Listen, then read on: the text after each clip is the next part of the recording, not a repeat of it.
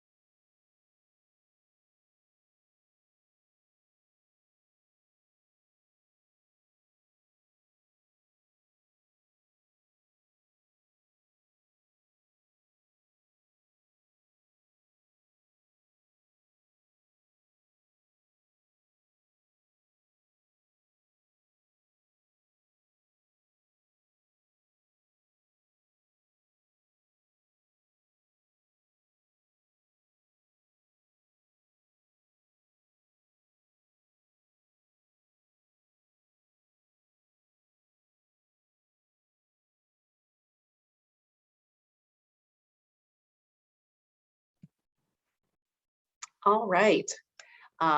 Good morning again. Thank you all for joining us today.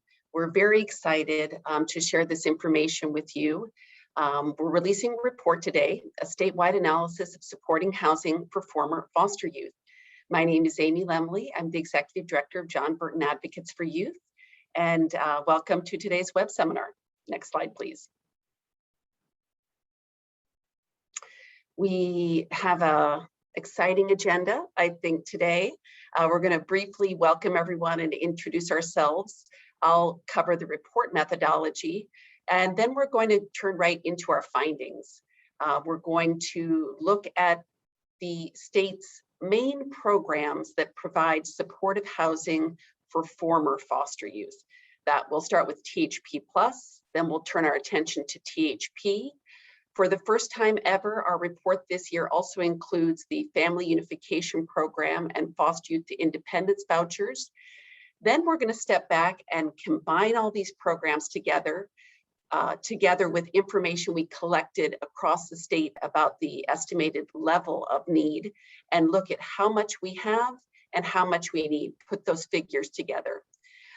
Following that, we're going to provide some recommendations in terms of how we can bridge that gap on a state level, as well as some local policy and practice recommendations on the local level.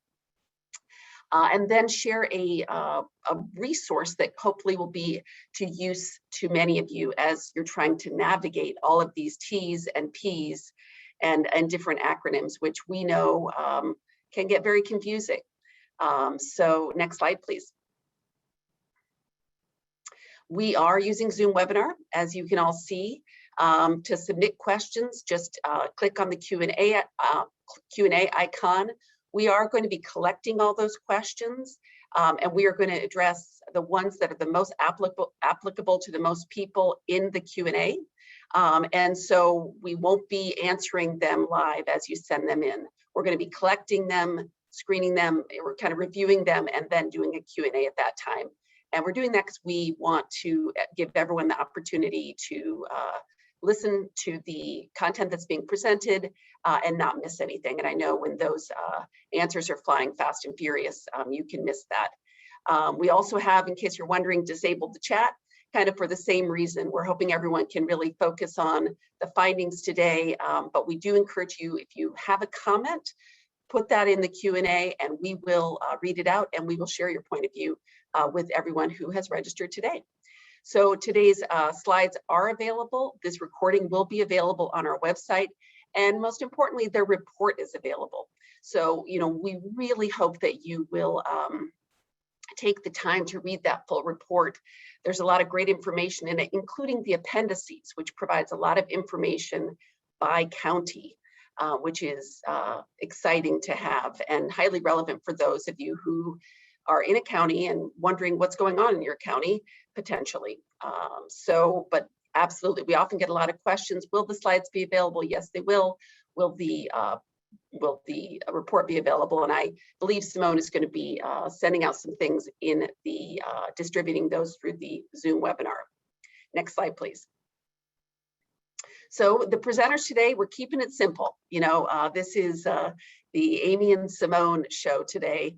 We've done this webinar together for a long time, and we're just going to, move through these findings, through these recommendations, and so that's who you're going to hear from today.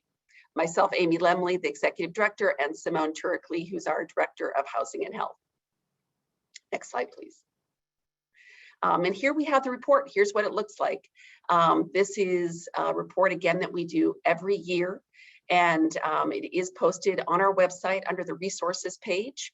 And if you choose publications, we did a recent website refresh recently, and we kind of now have a collection of materials in our resource page that are organized by fact sheet, publication, webinar. If you have any trouble finding it, let us know. But it is our most recent publication. It should be right at the top of the screen when you go to that resource page under publication. Next slide, please. Okay, so as we all know, as many of us have been talking about for some time, a record number of young people will leave foster care this year after turning 21. Some of them will be leaving because they're turning 1. Many others were able to remain in extended foster care due to the extension due to the pandemic. And so really now more than ever, we need housing for former foster youth. We have a high level of demand, and that really caused us at JVA to step back and say, let's do something different this year with our annual report. For those of you who've read the annual report in the past, it usually includes THP plus, THP, NMD. This year's report is different, and it's different because times are different, and we wanted to kind of respond to that. We wanted to get a better, more comprehensive understanding of the totality of resources for housing for former foster youth. And so THP NMD is not part of this annual report this year. We will be issuing a separate report on that, but we really decided to kind of keep that laser focus on the housing resources for youth who are transitioning out of care, and really ask ourselves the questions you see on the screen. What housing resources are available? Are there enough? What is our North Star? What are we going for? How much do we need? We've never really asked ourselves that question, and we've really never asked our provider and county partners that question. And so we did that in this report. We tried to estimate what the statewide demand is for housing for former foster youth, and what are resources that we have, but we're not able to make full use of. So that's the questions that this report really intends to answer. Next slide, please. And so to answer that, we did what we have often done, is we turn to you and we ask you a lot of questions, and we send you a lot of emails, and we bug and bother you. So first, the county child welfare agencies. We conducted an online survey in August and September. We had a good response rate. 71% of counties responded. When we look at that in terms of the capacity, it's 95% of the statewide THP plus funding, and 92% of the state's public housing authorities that have vouchers. So we also surveyed all the nonprofits, and we had a 92% response rate among the THP plus providers, and that equates to 97% of the THP plus housing statewide. So we believe this is a good, comprehensive look at what is going on these programs. And I really want to, before we jump in, take a moment to say thank you to everyone who completed those surveys and conducted those interviews. We know how busy you are applying for funding, managing funding, serving young people, and we really appreciate you taking the time to complete those surveys, to participate in our interviews, because your willingness to do that is why this information is available. And this information is not just interesting. It is interesting, I think, but it is what we need to make the case to, allocate scarce public resources. We need to know what is happening so that thoughtful public policy can be pursued. And so it's more than just interesting, it's important as we work to address the housing needs of young people transitioning out of foster care. Next slide, please. So I'm going to start us off with the first program, Transitional Housing Program Plus, an oldie but a goodie. And after I present on this, Simone is going to take us into our newer programs. And then from there, we're going to look at all of the supply and demand together. And then from there, we'll go into recommendations. But next slide, please. We'll learn about THP Plus. So THP Plus is the oldest housing program assisting former foster youth. It turns 20 years old this year. The California Youth Connection sponsored AB 427 in 2001, and it created THP Plus. It had a massive growth spurt until 2009, and that was when it reached 50 counties. And it essentially has remained largely at that kind of level. Currently in 2021, there are 47 counties that implement the program. Next slide, please. Many of you are very familiar with this program, but for those who are a little bit less familiar, here is a slide that just covers the basics of the program. Young people are eligible if they're between 18 and 24, if they were in foster care or out-of-home probation placement on or after their 18th birthday, and working towards the goals in their TILP. It provides affordable housing and supportive services for 24 months. And it is formerly state funded. It was realigned as part of 2011 realignment. And at that time, the $34.9 million THP Plus budget was allocated to counties. And that is really the same allocation that remains today. Now, in most counties, this program is administered through a contract with a nonprofit housing organization. There are a few smaller counties that do operate this program directly. One thing that I do want to say is that box in the upper right-hand corner, there is a modification to the program in a select number of counties that allows young people to have a third year of the program or remain up to age 25 if they are enrolled in school. And we're going to explore that provision a little bit more in a few minutes. But these are the fundamental facts of THP Plus, a program that has been around again in 2021 for the 20th year. Next slide, please. So first, let's look at the capacity. How many young people can this program serve? It can serve, in those 47 counties, there's 1,309 contracted beds to be served. That is the capacity of this program. It is a slight increase from 2019 to 2020. So that is how many young people at any given night are being served by THP Plus. Next slide, please. Who is doing that? So we have 54 organizations that collectively operate 75 programs. So you might say, what does that mean? That means a single program has, a single organization has multiple THP Plus programs in different counties. So the organization with the largest number of programs operates in 8 counties. So there's one THP Plus provider that operates in 8 counties. But when we step back and we look at the providers, yes, there are 54 organizations operating 75 programs, but of those 54, 8 of them that I'm liking to refer to as the big 8, those big 8 serve over half of the young people. And so this isn't 1,300 divided by 54. We really have 8 large providers that are serving over half of the young people, over 650 young people. And when we look at those, we see that they're benefiting from those economies of scale and operating in multiple counties. All of those providers operate in multiple counties. Next slide, please. So again, back to the 47 counties. So we all know we have 58 counties in California. 47 of them have a THP Plus program. Now, the programs that do not have a THP Plus program, if you're like me, the first question you ask is, well, what are the ones that don't have it? And the answer is that those are small rural counties that do not have them. And each one in and of themselves do not have very many young people. But out of curiosity, I added up the total young people in all of those counties. And the numbers then, when you look at them as a collective, they're not that small. And so I think this is just important to note that,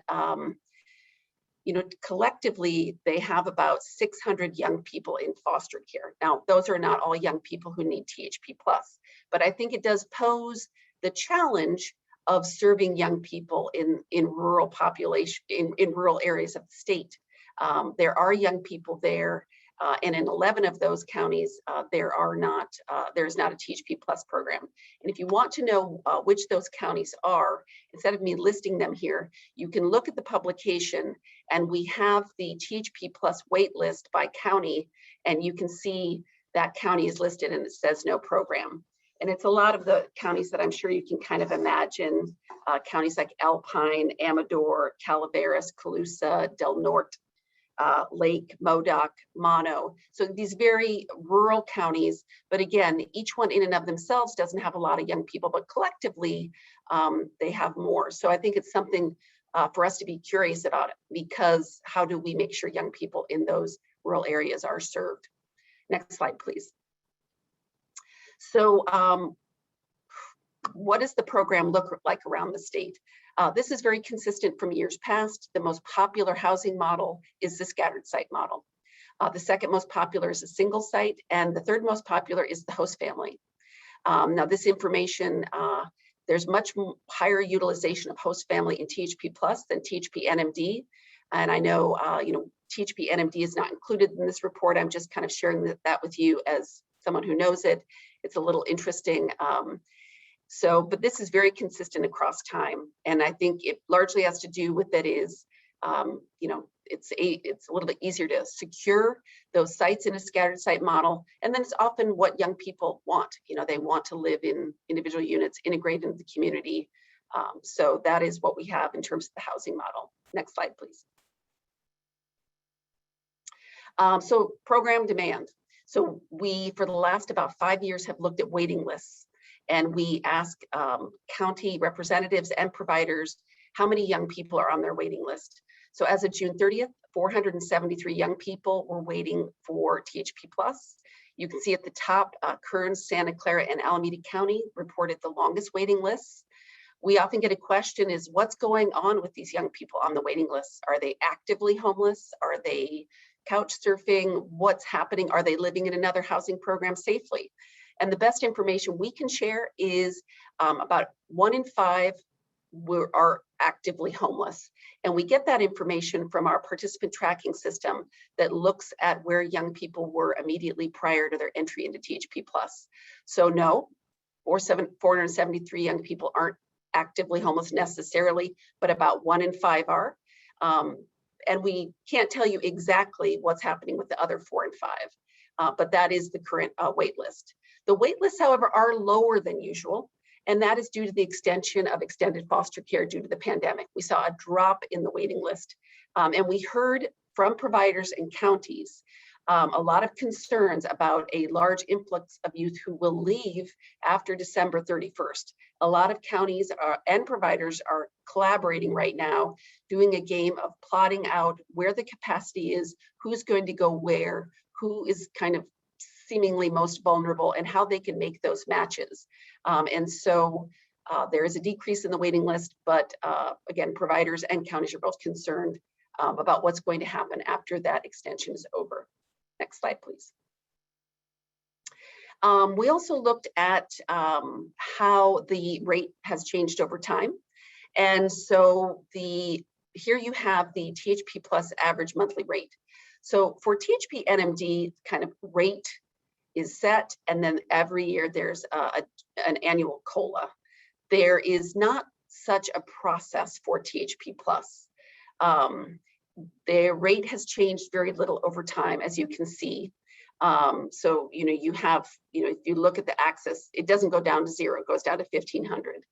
So between 2011 and this year, it went from 2580 to 2842 for the scattered site model.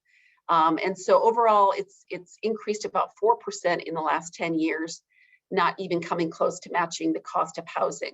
And this is one reason that our organization, together with many others, advocated for a THP plus housing supplement, which was established in 2021. And this, in those very high counties, will provide a supplemental payment in order to bring that rate up to a level where housing and supportive services can be provided. There is a high level of variability around the state, which isn't necessarily a bad thing because we know housing costs are variable. And so it's our hope that with that supplement, it's really those high cost counties that will receive the supplement and that they will be able to sustain their THP plus capacity versus decrease it because they need to use more and more of their allocation to pay for housing.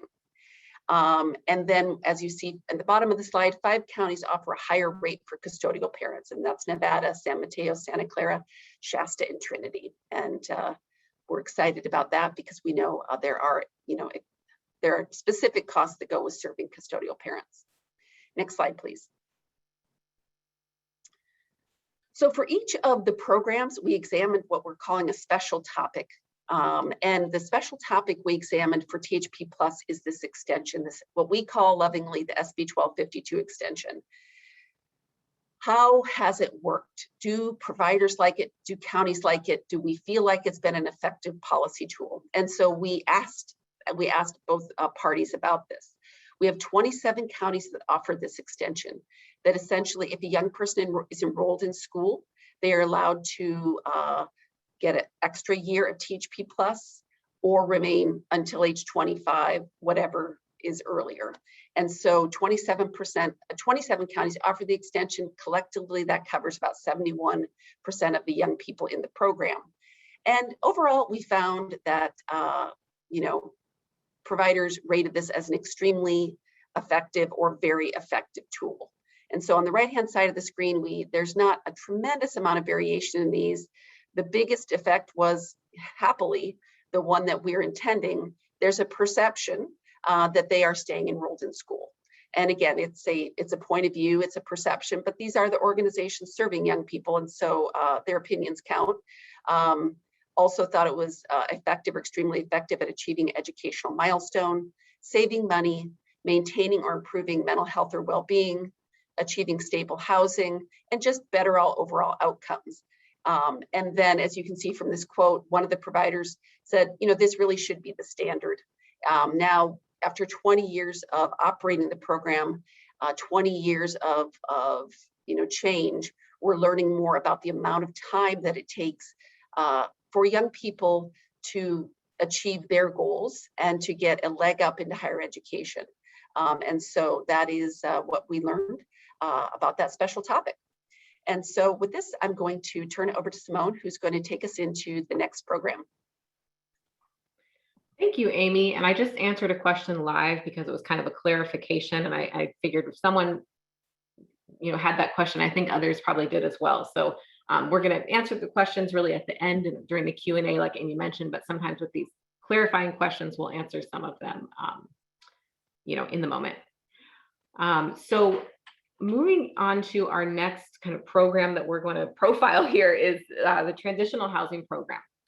And, Amy mentioned these are the programs I'm going to talk about are the newer programs, or this program is a newer program. And it really, was established in response to the state needing more funding for supportive housing for former foster youth. So it was established in the 2019-20 state budget. And, THP Plus has for many years had this long waiting list, and youth have been trying to access the program that aren't able to access it. And we know that housing is a really big challenge in California. And so because THP Plus was realigned in 2011, it's now a county administered, a county funded program. You can't add state funding to that county funded program. And so THP was the establishment of this state funding stream, this new state funded program that counties could use to expand their THP Plus budgets. So it's technically, it's a different program, but many counties you'll see in the information I'm about to share are using it to expand THP plus, but it does have flexibility. So that is THP kind of how it started. And then this slide kind of shares what it is in a nutshell.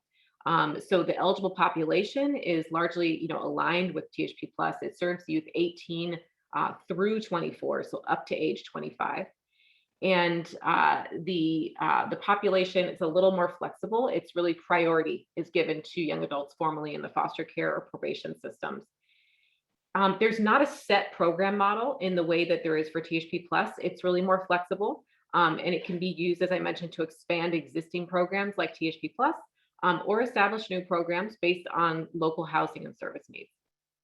The kind of very clear parameters is the funding has to be used to assist young adults with securing and maintaining housing. It's administered by the California Department of Housing and Community Development, and it's administered to child welfare agencies. It was originally funded with $8 million in that 2019-20 budget, and it was set to suspend at the end of this year, actually, if the kind of the state revenues didn't outweigh expenditures, which at the time we didn't foresee that happening. And then with COVID, the budget took a turn initially, not now, but initially. And so that suspension was going to happen. And so we worked to remove that suspension through legislation.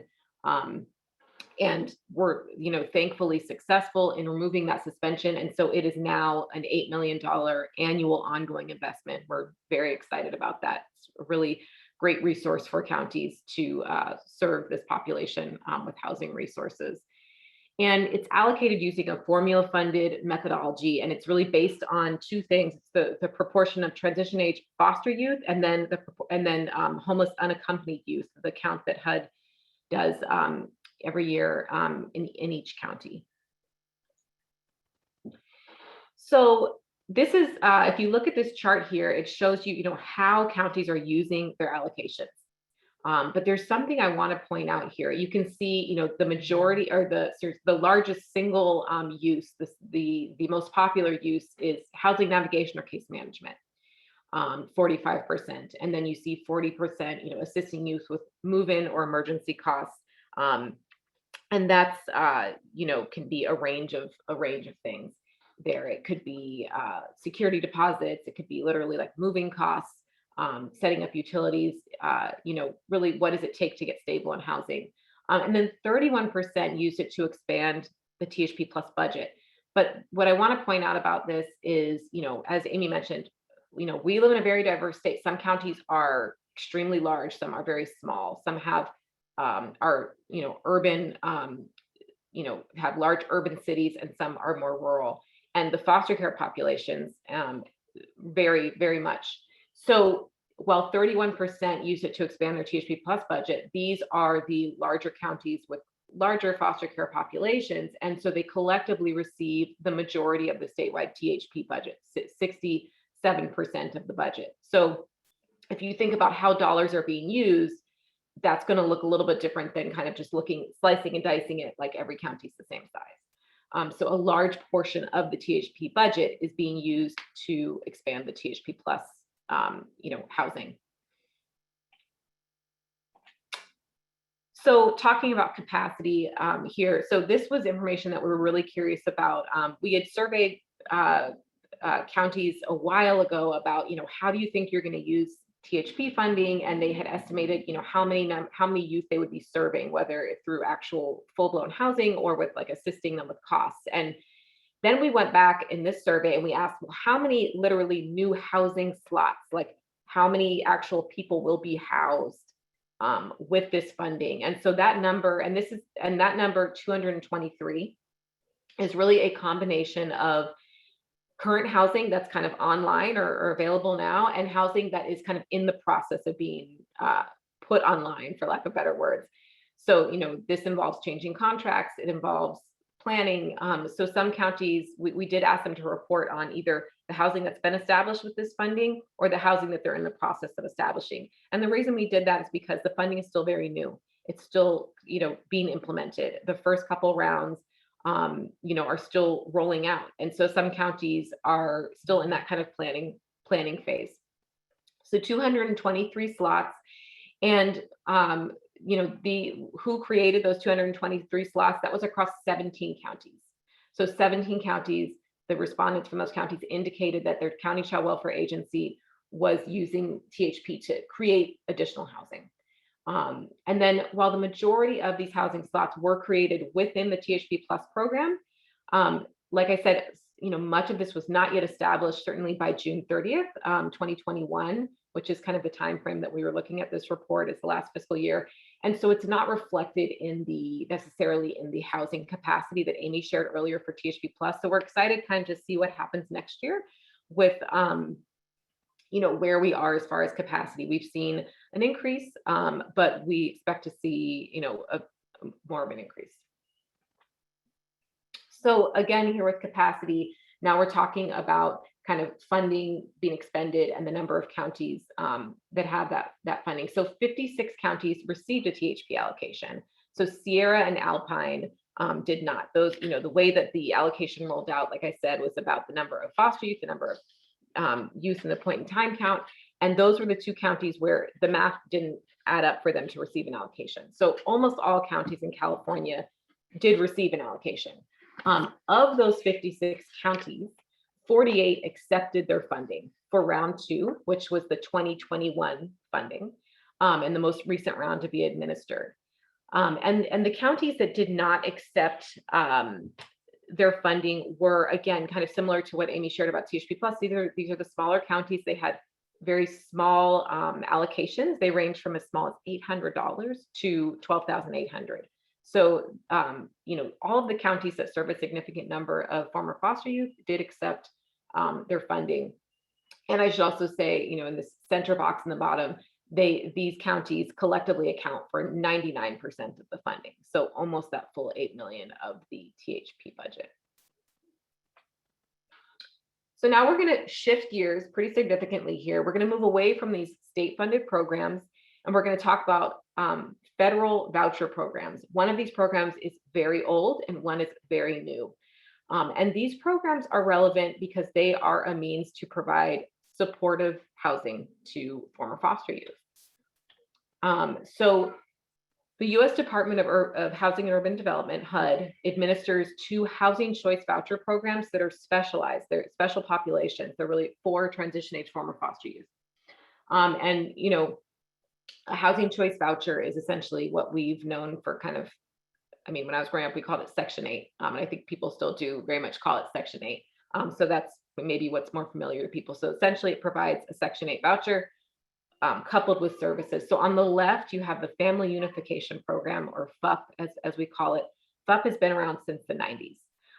It really began as an effort to address the housing needs of families in contact with child welfare agencies. So it's an interesting program because it's, the Family Unification Program. It's really about, working with families that, homelessness is an issue, child welfare involved families where really housing would solve many problems. And so it provides a voucher to these families. But then FUP is expanded to have this second leg where it also has vouchers for transition age former foster youth. So they could be parenting or not parenting, nothing to do with kind of the family unification, piece, nothing to do with like having dependents of their own. But, based on the idea that really transition age former foster youth that did not reach permanence while they were in foster care, they don't have the option now to quote unquote reunify as a minor with their families. And so it really creates a leg to ensure that these young people are still provided support. And so that was kind of the federal government's, kind of eligible population, those 2 eligible populations. But today we're going to talk just about the Family Unification Program vouchers for former foster youth. So while there's 2 legs for FUP, we're going to focus on the vouchers that go to former foster youth. So on the right is the Foster Youth to Independence vouchers, the Foster Youth to Independence Initiative. And this is a brand new program. It was launched just 2 years ago in 2019, and it specifically serves transition age former foster youth. So there's only one kind of, eligible population for the FYI program. So here's just kind of in its FUP and FYI in a nutshell. Eligible population, ages 18 up to 25. So, you know, similar to the THP plus eligible population. And youth had to have left foster care or and when we say foster care, that includes youth who are in out of home probation placement. So we'll keep saying foster, and just know that kind of on a level of, you know, eligibility, that does include youth who are probation supervised and that had a, you know, a court ordered out of home placement when they left, you know, juvenile hall essentially. So left foster care at age 16 or older, or will leave foster care within 90 days. So you have to be a former foster youth who was in care up to at least age 16, or you have to be leaving care very soon. And this is kind of part of your transition planning, is transitioning into a voucher. And then you have to be homeless or at risk of homelessness. And of course, at risk of homelessness is a much broader, you know, the definition includes, is much more broad than being homeless. So what the program provides, so it provides up to 36 months, so 3 years of housing assistance via a Section 8 voucher. And then that's coupled with supportive services. FUP, and this is the only real difference between the two programs. FUP, the services last 18 months, and FYI, the services last 36 months. Now, a county could choose that offers FUP. A county could choose to provide the services for the full 36 months, but the federal requirement is at least 18 months of, you know, the voucher. So the program's administered by HUD to public housing authorities. So there's another party here other than county child welfare. That's important to know. You know, this is these are vouchers that are administered to housing authorities, and then they have to have a partnership through a formal MOU with child welfare agencies. The housing authority provides the voucher. The child welfare agency provides the supportive services either directly or through contract. And then FUP vouchers are awarded competitively, like through a NOFA process. FYI vouchers are awarded in two different ways, and it's cool. They have the kind of traditional competitive process, but they also have a non-competitive process where vouchers can be requested, quote unquote, on demand, you know, as needed on a rolling basis, as eligible youth are identified. So you have a county child welfare agency says, I have a youth in front of me, they're at risk of homelessness, need a voucher for them. And obviously I'm simplifying this, but they reach out to the housing authority and say, I've verified eligibility for this young person, they need a voucher. The housing authority sends a form, you know, an email to HUD to request the voucher. So it can be requested for as little as like for one person or in bulk for larger numbers. There are limits on the number that can be requested per year, but it's a cool process in that there's not just like once, you know, one time every 3 years that vouchers can be requested. It's really on a rolling basis. So statewide voucher capacity. So what we're looking at here is the number of vouchers for former foster youth in California. So this is the first time we've really got this information, and we requested this from county child welfare agencies, and I think it's a pretty good count. Now, it may not be 100%. We may be missing a few vouchers. There were a couple counties that weren't quite sure about the exact number of FUP vouchers they have for former foster youth, for example. But it is a pretty good, I think that 870 is, you know, pretty accurate.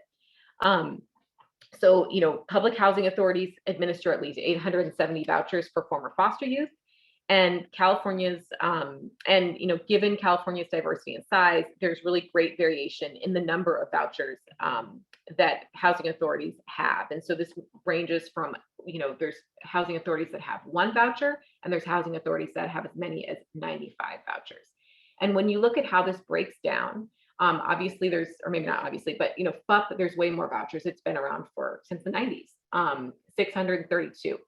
FYI is we're still, you know, working on FYI. So we have 238, and that's a combination of those competitive vouchers and the on-demand vouchers. And hopefully, as of the writing of this report, we have more on demand. I'm hoping that more have been requested because I know that young people need them. So that number, I think the FYI number, it will move. Whereas the FUP number isn't going to really move until there's another round of FUP awarded. So here we're looking again, kind of really at voucher capacity, but we're looking at the number of public housing authorities administering vouchers and the number of county child welfare agencies that, you know, have a or excuse me, we'll look at that in the next slide. So this is just looking at the housing authorities. So there are 97 public housing authorities in California.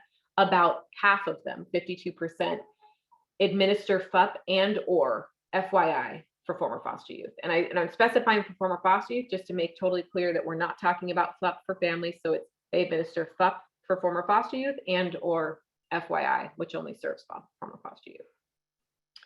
So you can see on the on the left here, and you look at the second row, you can see the breakdown, like the number of total housing authorities that administer FUP is 41, and the number of total housing authorities that administer FYI is 15. That's a total of 50 housing authorities that administer vouchers, because some of them have more, they have FUP and FYI. So, you know, the 41 and the 15 are not going to add up because there's overlap. So if you want to know how that really breaks down in the math, on the right, we have a more detailed breakdown. So you can see in the orange boxes, 35 housing authorities only administer FUP, 9 only administer FYI, and then 6 administer both FUP and FYI.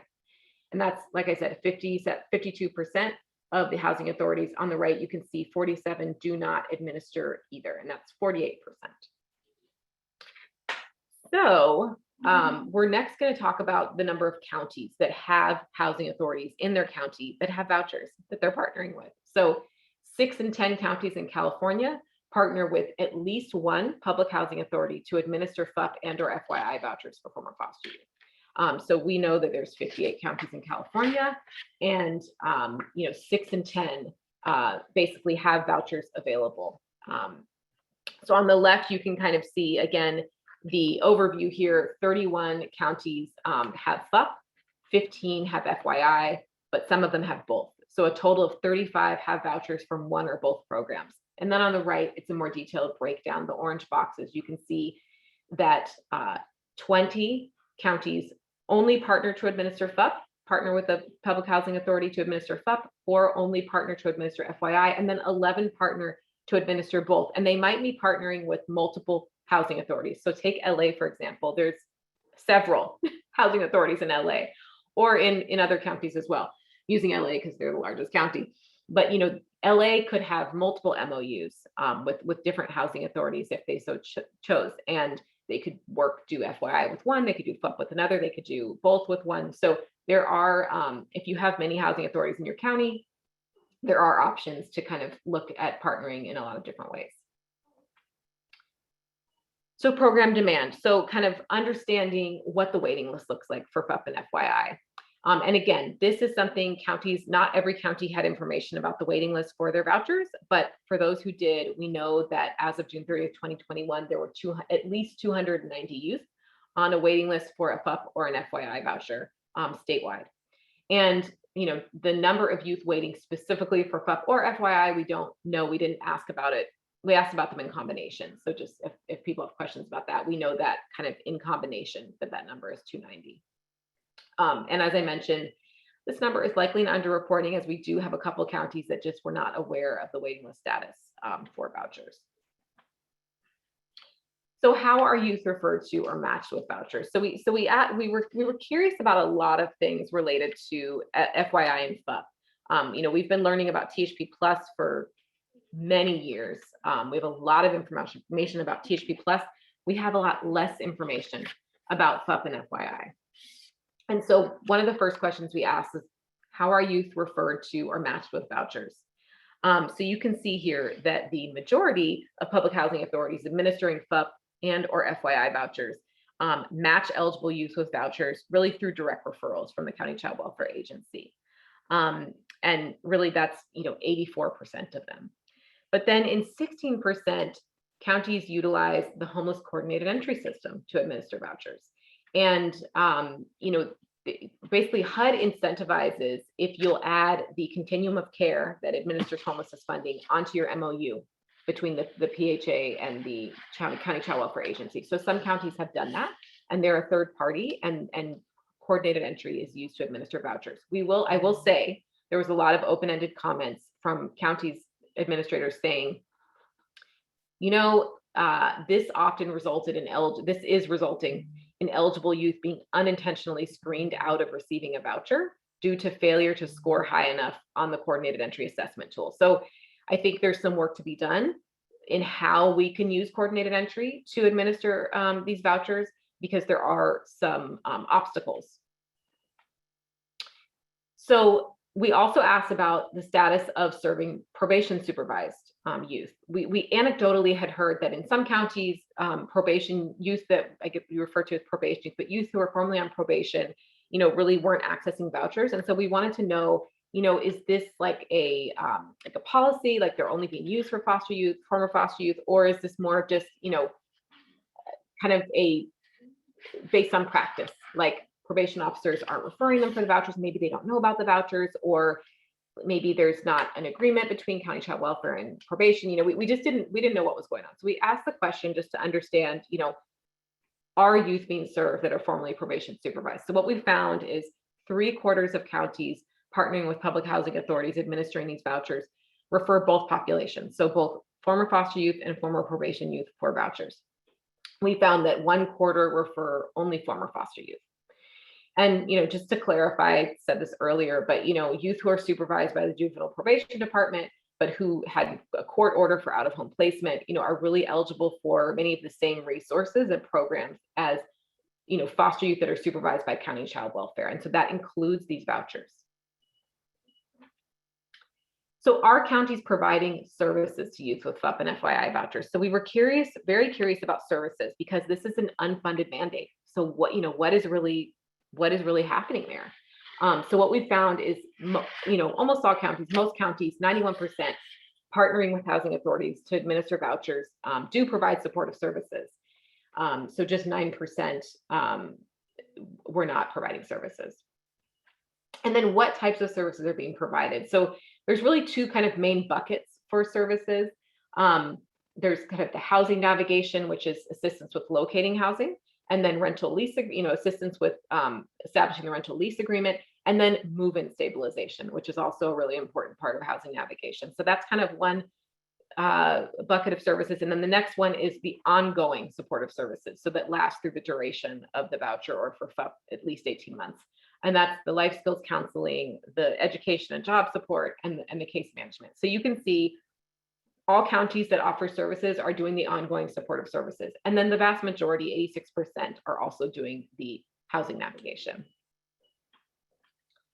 So how are these services provided? So we wanted to know, are counties contracting out these services, and or are they offering them directly, or what's happening there? So we found the majority, 62% of counties that provide services to youth with FUP or FYI vouchers provide services through contract. So they're contracting with some sort of other party, a nonprofit or another agency, to provide these services. 24% are providing it directly, and then 14% are doing a combination of the two. So again, a place like LA might have several public housing authorities they're partnering with on for FUP and or FYI vouchers, and they may even have administer them in different ways. So they may administer some of the vouchers using coordinated entry, and some of the vouchers using direct referral. So things can look very different depending on the different agreement with the different housing authorities. So here with the services, you'll see, 14% are doing a combination of the two as far as how they're providing the services.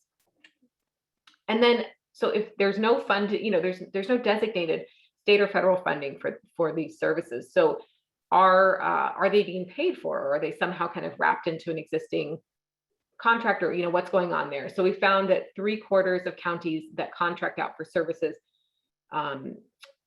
are paying for those services. So the other 25% are not paying for services. And what that looks like really is a combination of, we got respondents saying, we've rolled this into an existing contract, like without additional funding, but it's kind of being covered by, basically we have a contract with a provider who's doing something else, and they've agreed to take this on as part of that contract without additional funding. Or in some cases, the entity providing those services, whether a different agency, like a different public agency, or a nonprofit, they might be funding those services. And this was more rare, but they might be funding those services with their own funding. There we go.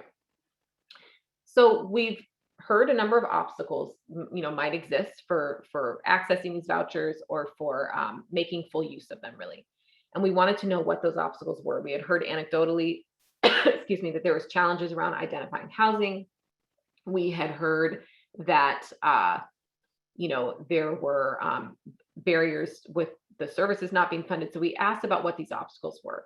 So county administrators stated that dedicated funding for supportive services is really necessary to ensure FUP and FYI vouchers result in stable housing. So not only is it required by HUD, but it's necessary. Housing navigation, particularly just for landing housing, we know is extremely important in California. And then, not having dedicated funding for that is preventing counties from accessing these vouchers in some cases. So some counties said, look, we'd like to access these vouchers or more of these vouchers, and we're not, because we know that we don't have designated funding for the services, and we know we have to provide the services. So, not having dedicated funding for these services is really an obstacle to accessing vouchers.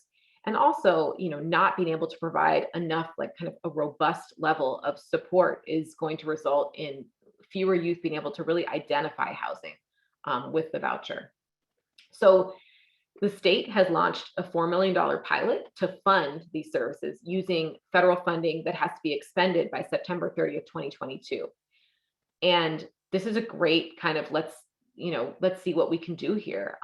Obviously, it doesn't offer a permanent solution, but it's a first attempt at trying to have some designated funding for services, even for a brief period of time. We've estimated the full cost of providing services to all youth with vouchers to be $8.7 million. So now I'm going to turn it back over to Amy to kind of bring us home with kind of bringing these things all together. What does this really look like collectively? Thank you, Simone. And so thanks for all the great information, and thank you everyone for your questions and comments. We clearly have a few people who are extremely knowledgeable about FYI and FUP, and we're appreciate the clarification. As Simone said, for THP Plus, we've been at it a lot of years, and we're learning more about FYI and FUP every day. So thank you for those comments and questions.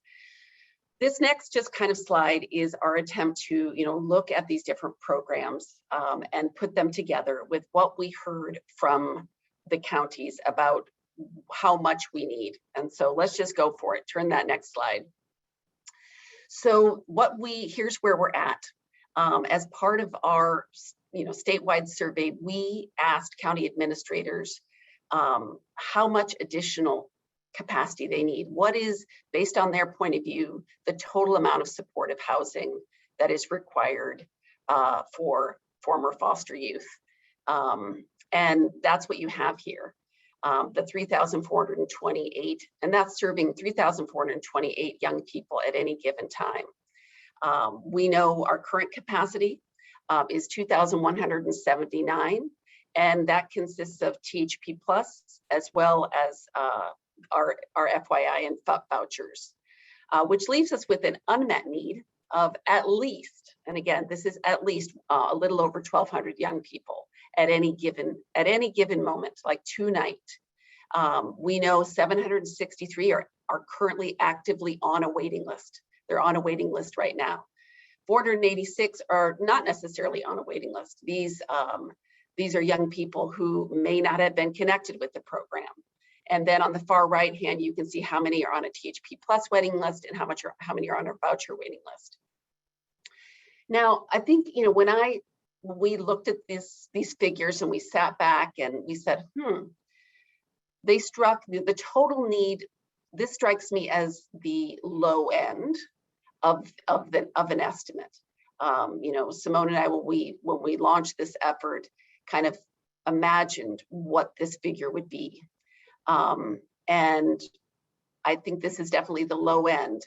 I believe, however, it is a good place to start in terms of a statewide estimate of need for former foster youth, because it gives us a goal. It gives us a place to shoot for. I think when we asked county representatives about what the overall demand is, many of them, put what they believed was necessary, and that is from their direct experiencing administering and managing and contracting these programs. And yet sometimes it's almost hard to imagine what could be possible. And so I guess from my point of view, as someone who thinks about this, this is a good starting point in terms of understanding if we can get to this roughly 3,500, a good beginning. So that's kind of where we're at. We've never done this type of analysis before. I'm glad we did. We'll be very curious to get your feedback and input. And all this information is available on a county level too, so you can kind of see if it resonates.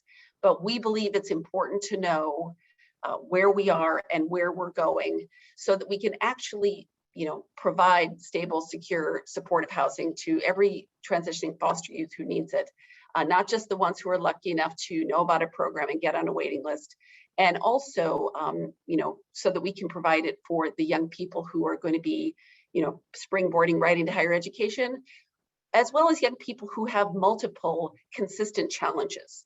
We don't want either intentionally or unintentionally to be diverting housing resources to young people who are potentially easier to serve. So I know that's a priority many of us have, and so that is where we're at in terms of our statewide capacity and what we believe is the demand overall. So with that, we're going to move into policy recommendations. How do we get there? How do we address this unmet need using these programs? And I'm going to turn it back over to Simone to talk about a few, and then I'll be talking about a few more. Thanks, Amy.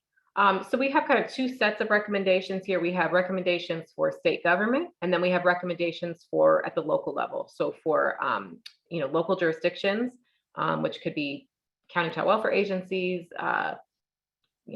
continuums of care, public housing authorities, and then service providers, or community-based providers. So kind of everyone who is at that local level. So I'm going to start off with recommendations for state government, and then Amy will cover the second half of the recommendations.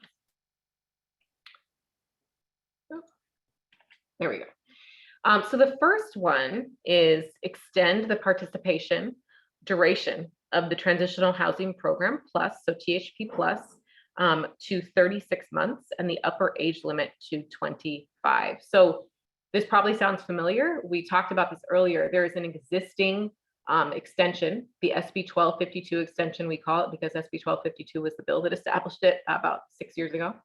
And it's an opt-in program. It's only for counties that opt in. There was no additional money provided with it, and it's only for youth enrolled in school. So there are a lot of limitations with that extension, but it's been a great tool. We want to take it all the way. We've, 27 counties offer the SB 1252 extension, and the majority of THP Plus providers, as you heard earlier, found the extension very or extremely effective across kind of several domains.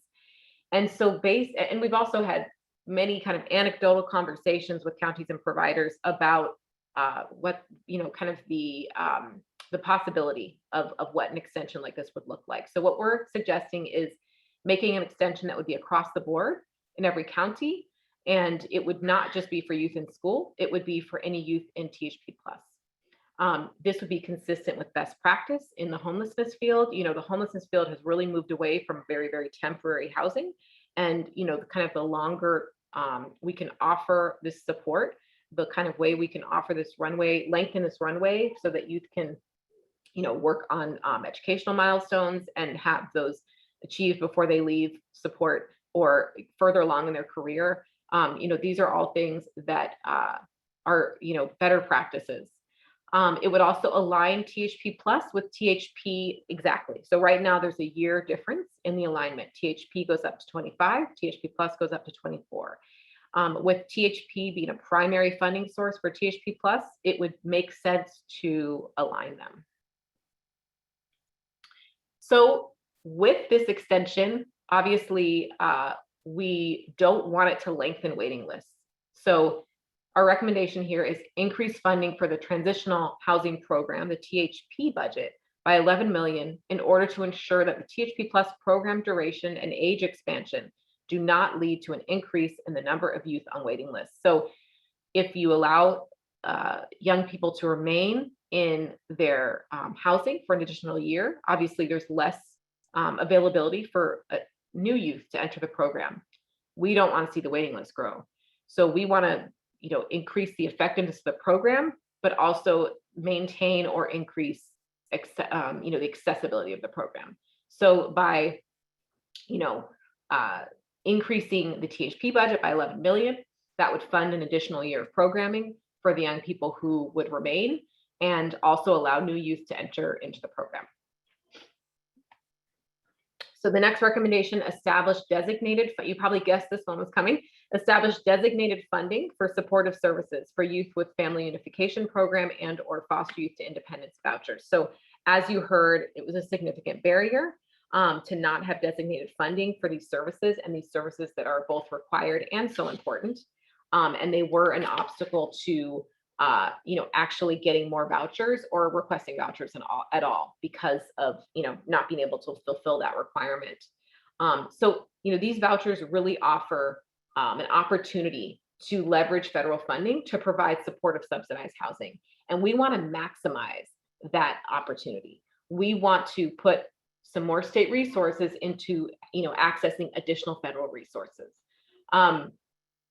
We thought about how would we do this? What could a designated funding source look like? And the Housing Navigators Program, which is a $5 million ongoing annual program that's administered by HCD to county child welfare agencies, presents an opportunity to address this issue more permanently. So the state is doing this pilot, it's temporary.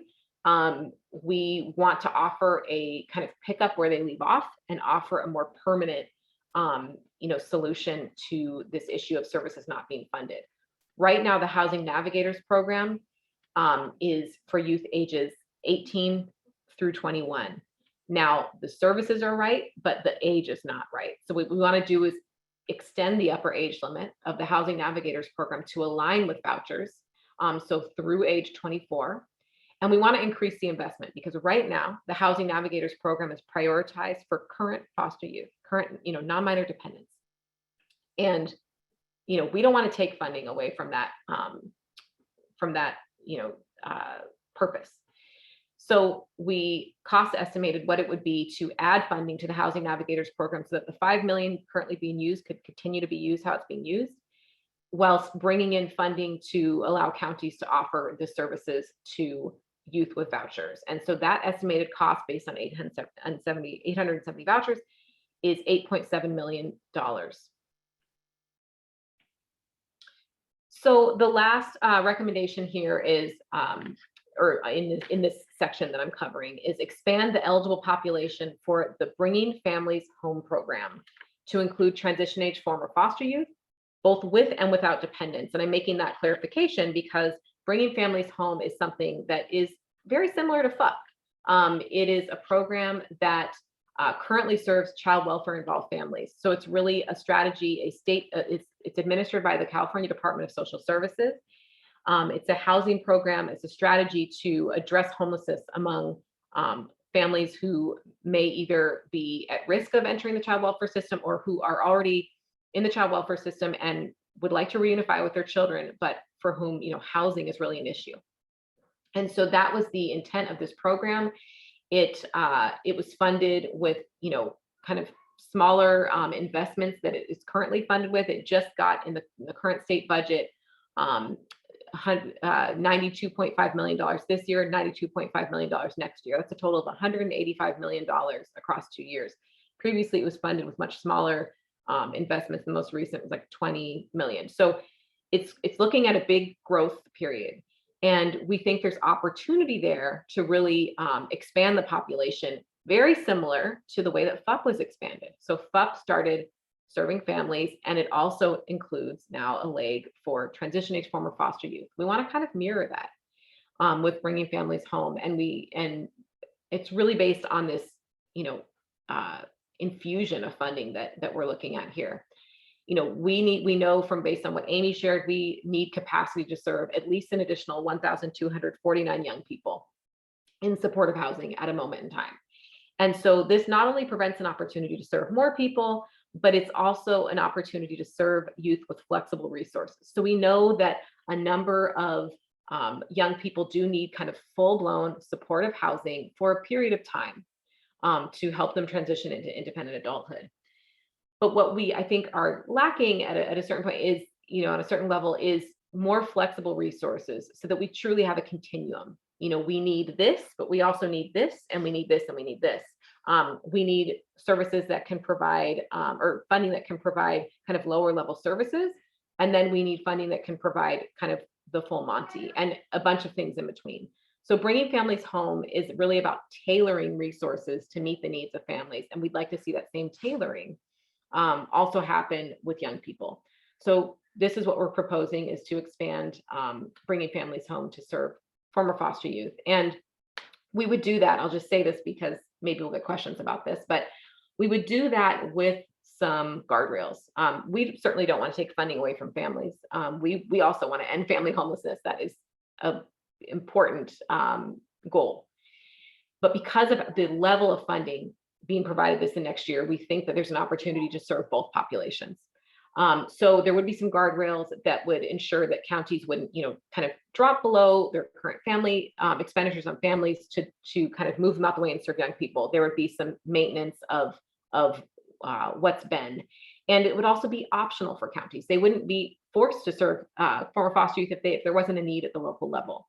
But from our understanding is there is a great need, and so this would provide counties that option to expand their eligible population. So I'm going to turn it back over to Amy to kind of take us home with the local recommendations now. Thank you very much, Simone. Let's just keep on rolling. Next slide, please.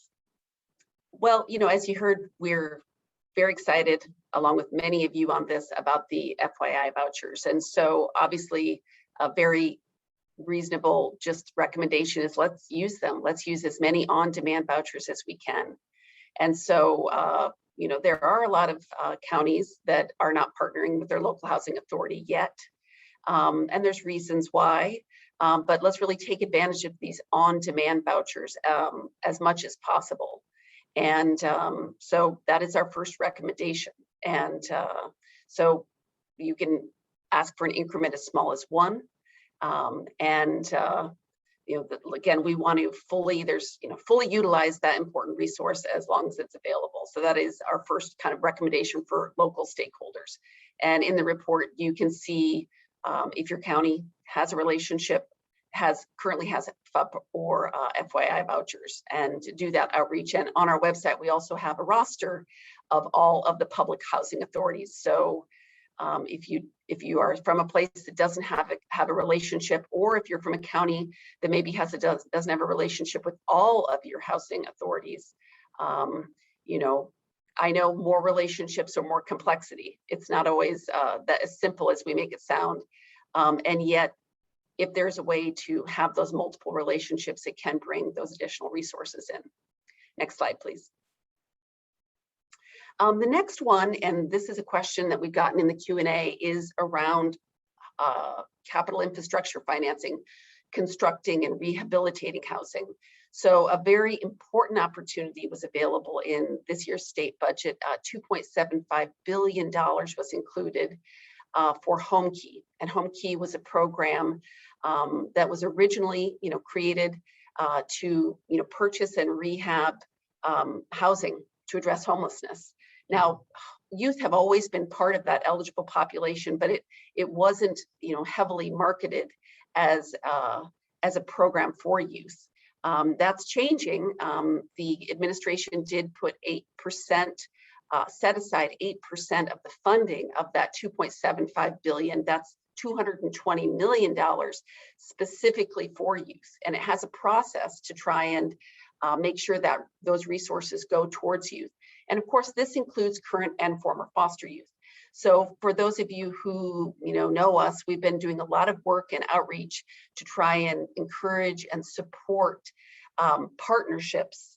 So if you are a county, if you are a provider, trying to get you to the table so that you can be part of a co-applicant to a Home Key application. The eligible applicants are counties, cities, public housing authorities, or tribal entities. but providers and others can be co-applicants. And so on our list of, we also have a roster of nonprofit housing developers, and on that roster it's indicated if they have successfully applied for HomeKey. You know, I think they are the top candidates for outreach.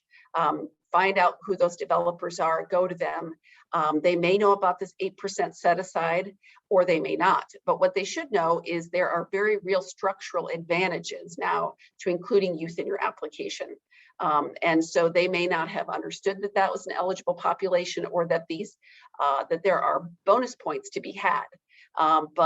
So we're doing what we can to educate those communities and hope that you will as well. So it's gonna, as we say, we have to be ambitious if we're gonna reach our goals, and constructing and rehabbing housing is part of that process.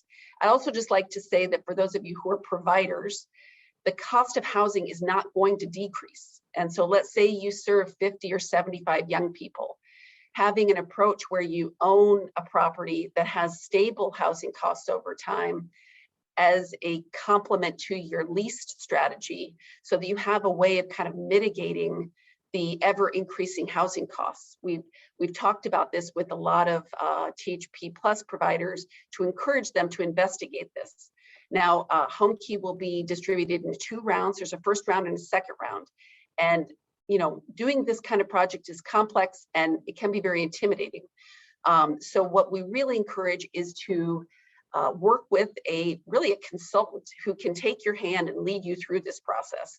And if you're interested in connecting with a housing development consultant who does this professionally day in and day out, we're happy to help make that connection. So please do reach out to us, but don't pass on this, because this isn't going to come around again. This is a once in a generation investment.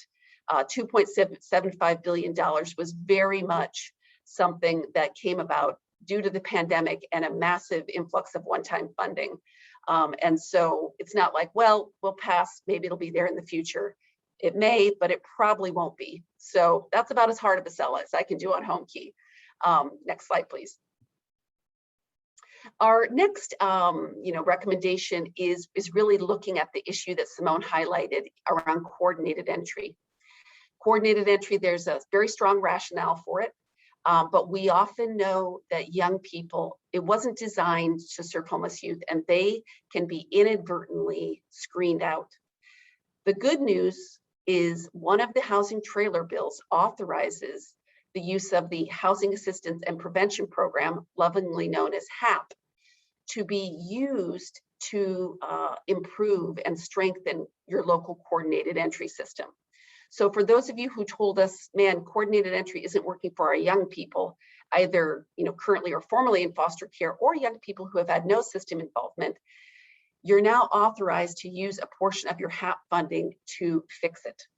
Because we know that these processes, it takes time, it takes consideration, it takes collaboration, and all that takes money. And so that is just a recommendation, is take advantage of this new discretion you have locally to improve those coordinated entry systems. Again, it's a lot harder than what we're saying, but at least there is the resource to begin the process, to begin a very complicated process, but a very important process, because HAP, all of that money goes through coordinated entry. And if the local coordinated entry process is inadvertently screening out young people, then they're missing out on a lot of important homelessness resources. Next slide, please. And the last recommendation I have is something related to a recent webinar we did around the COVID-19 rent relief program. And this is, really just to encourage those of you who haven't had the opportunity to use it. This is $4.6 billion that was provided to California. We will link to the training that we did where we went screenshot by screenshot. The average amount that's being provided is over $11,000.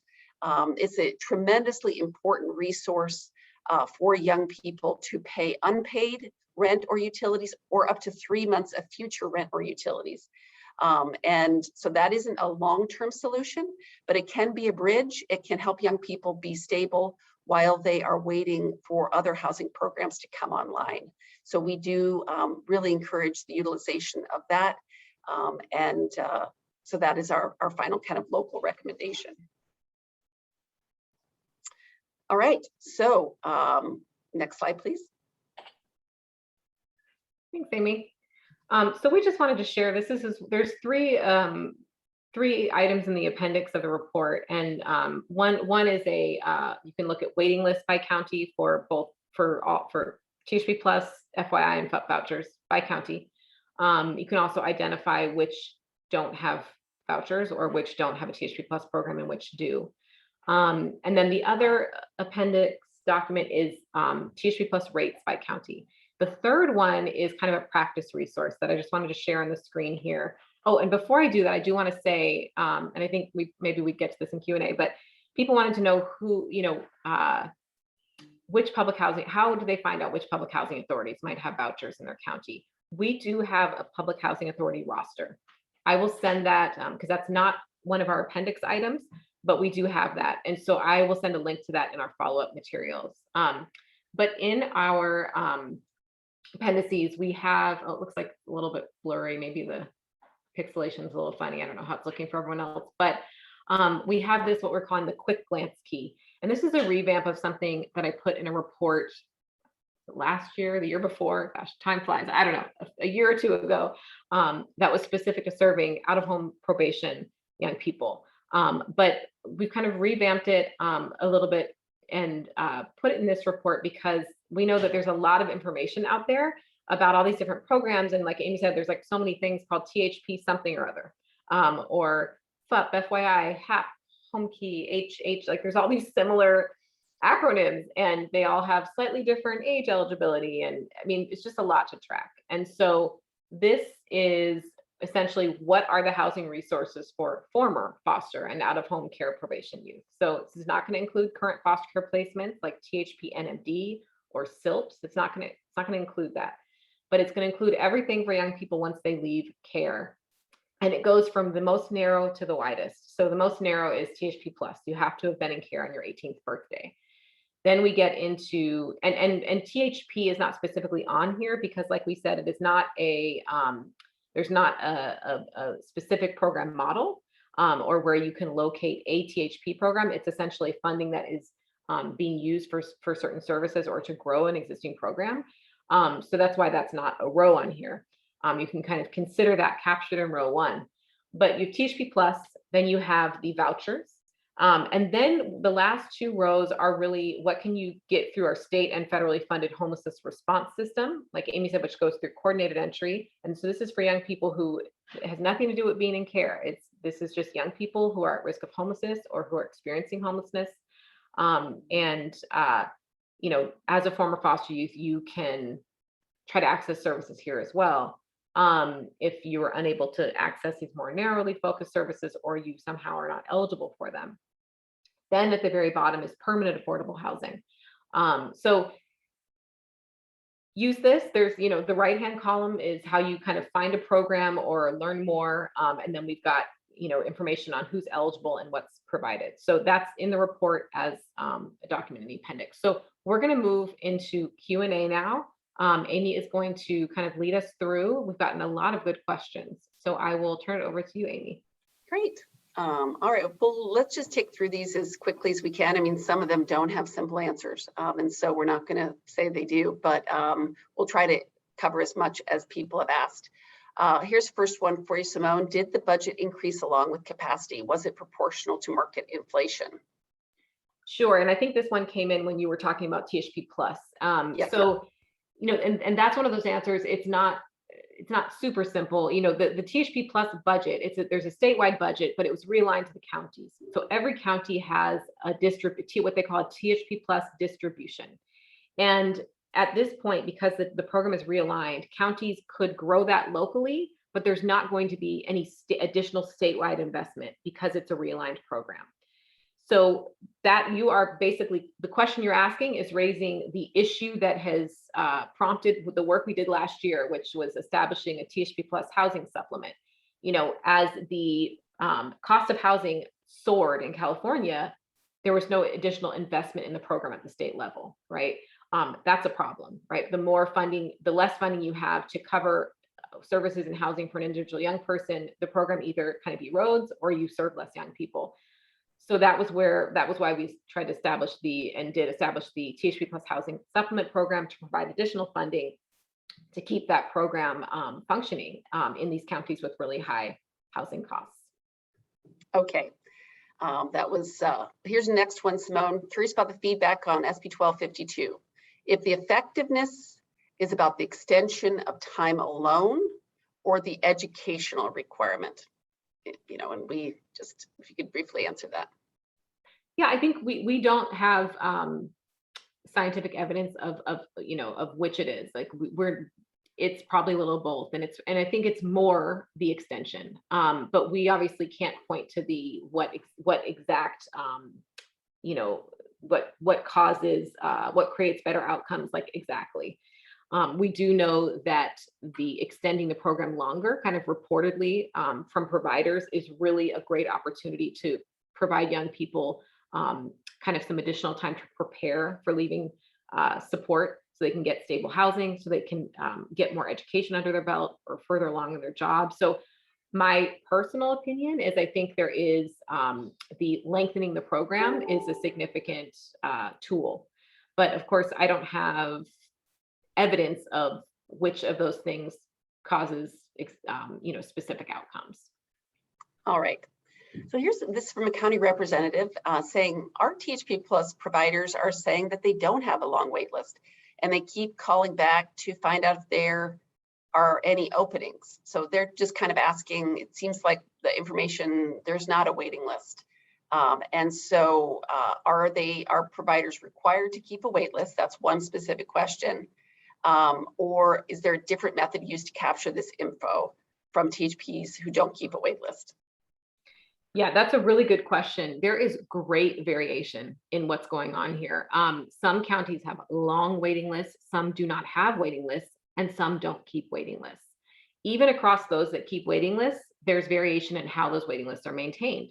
Some people kind of delete's not the right word, but vacate the waiting list after 2 months, and some do that at 6 months. So there are different practices and policies here, which is not ideal, but that is because there is no requirement. There's nothing in state law or regulations saying counties or providers have to maintain a waiting list for THP Plus, and so that results in different practices. But if we look at this glass half full, I'm glad that most counties or most providers tend to keep some sort of waiting list, because it does allow us to understand how many youth are waiting for the program, and for them to obviously reach out to young people in need as they have vacancies.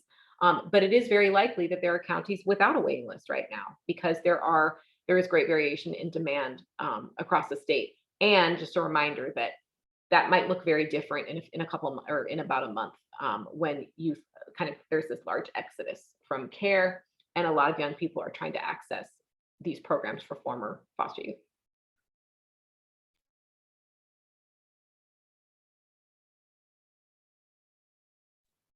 Amy, you're muted. Sorry about that. So this is a question about THP. Foster youth and probation youth are a priority group. Does this mean probation youth who were not also probation supervised youth can use the program? I'm not sure I'm understanding the question, but I'll so the eligible population for THP specifically is former youth that were formerly in the foster and probation systems. So it's essentially the same. It's like the same group of young people that are eligible for THP Plus, except that's a priority population. There's not a hard and fast requirement. In Plus you have to be in care until 18. So a young person who's on probation but was never in foster care and out of home placement is eligible. Maybe that's what they're asking. Yes, because there's broad eligibility, but they are not necessarily the priority population. Right.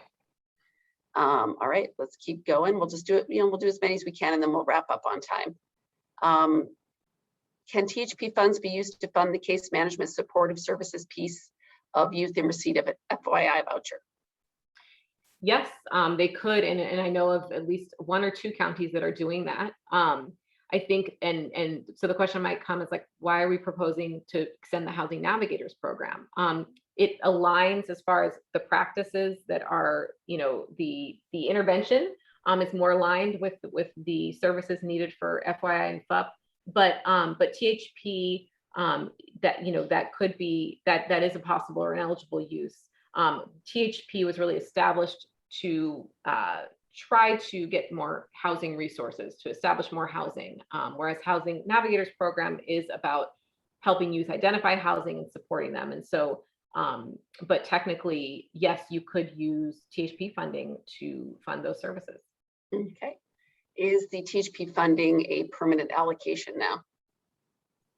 It is. That is great news. It is. We worked to remove that suspension, and it's been removed. And so it is an annual allocation. And so is the Housing Navigators program. That's great. How can we find out if our county has FYI vouchers? Yeah, so like I mentioned, we do have a roster that shows all the public housing authorities, and you can identify which ones are administering FYI, but you could also just contact your county child welfare agency, because they are the entity that has to make the referral and verify eligibility. So a youth would have to go through them anyways. So, they would be a good resource for that information, and they should be able to also tell you which housing authority or authorities have the vouchers. Great. Is there a reason a PHA would only partner with HUD for FYI and not FUP? Yeah, I mean, some are doing that. It's really a matter of circumstance. I think the FUP vouchers are only come along when they are put out for, there's an RFP, and I don't think there's been one in some time. So we can't make them appear. Whereas the FYI vouchers, we can make appear. You can get them on this rolling basis. So a housing authority may have never administered FUP, and now they want to start doing this. And so the opportunity is FYI. But if there's another FUP NOFA that comes out, they could go for FUP. So that's kind of how you get housing authorities only administering FYI. So this next one, I have a potential answer for, but I'm interested in what you think too, Simone. Have you seen any county COCs that have specified or designated their housing choice vouchers to house foster youth aging out of care? So we have heard, like anecdotally heard of this happening, but not widespread. So I think that that's cutting edge.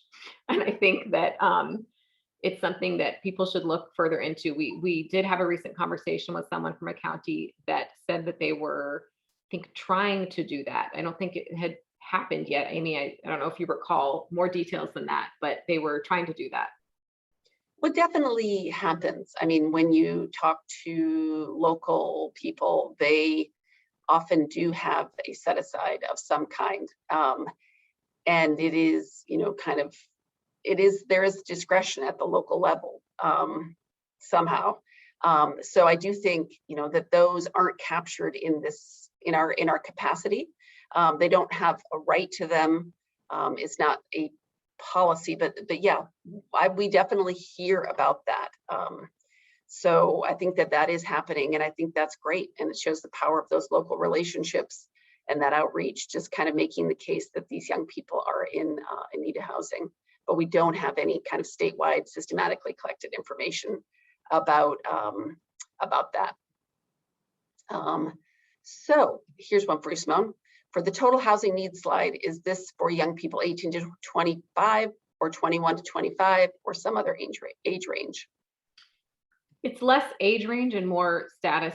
It was really about former foster youth. So, 18 through, 25 is usually the range, but its majority is going to be 21 to 25, because the majority of young people do choose to participate in extended foster care, which ends at age 21. So I would say the age range is 18 to 25, but the majority is 21 to 25, and it's all former versus current. Great. So we have a representative from California Department of Housing and Community Development that attended. Thank you. And she wants to make sure we share the information. In addition to the home key 8% set aside, we're also giving extra funds to incentivize youth/TAY projects. We would also like feedback and have technical assistance available, and or to know of any local barriers to applying for home key youth projects. And the email I'll put in the chat is homekey@hcd.ca.gov. And I just want to say, like, what a delight HCD and has been around, working with to really make this 8% set aside come alive and to be something that's real, and something that's accessible. So, I really just encourage everyone to take them up on this tremendous offer of assistance, because that's how we're going to really utilize the full 8% set aside. So I guess one last question maybe is the pandemic assistance still available? Simone, do you want to answer that? Sure. And I'm assuming you mean the rent relief COVID-19 rent relief program. It is still available through September 30th, 2022, or until funds run out. Now, like Amy said, there is a lot of money there, 4.7 billion. But we also know that several applications have been submitted, and they are being, processed right now. And so as they're processed, some will be approved, some won't. So the sooner you apply, the better to kind of get in that queue and get your application processed. Mhm. So, it's as soon as the funds run out, because they're probably going to run out before September. Right. So, Well, and one last really great question. Someone says, where do you think the philanthropic field could invest to help in this issue?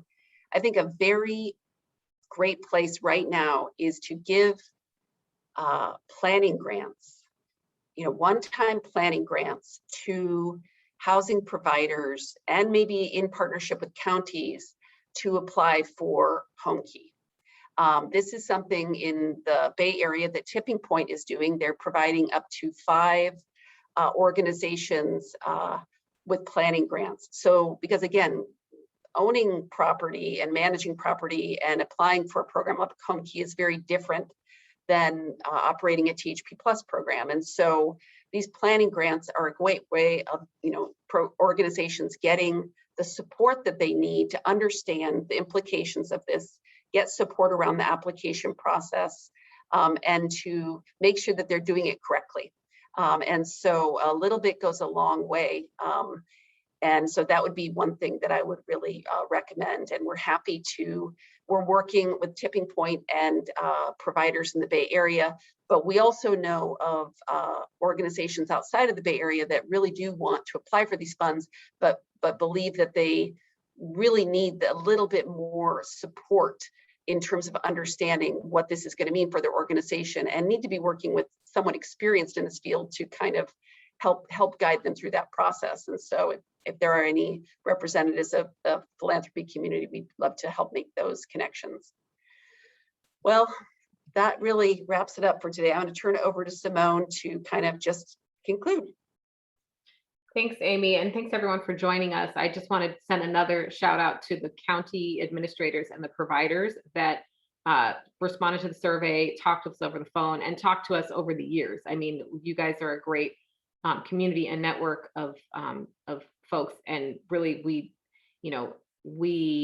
it's important that we understand what's happening on the ground so that we bring forth the right solutions when we go and advocate, each year.